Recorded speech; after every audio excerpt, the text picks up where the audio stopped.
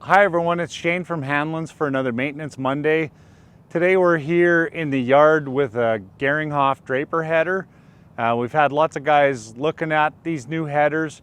They're wondering about maintenance on them, so we thought we'd just go quickly through the greasing maintenance on, so you get an idea of what is daily maintenance on the units.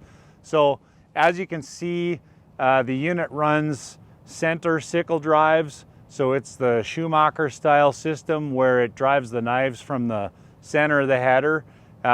Maintenance wise, behind me there's a grease nipple on each of the pitman arms. Those get 1 shot of grease a day, no more than that. If you over grease them, all you do is blow seals out, and then you start to contaminate the gearbox and the head and everything. So 1 good shot of grease a day is more than adequate there. There's grease nipples on the reel ends and on the centers. The U-joints on the reel are sealed, so they don't need grease. And then the only other thing that is daily maintenance is your gauge wheels on either end of the header.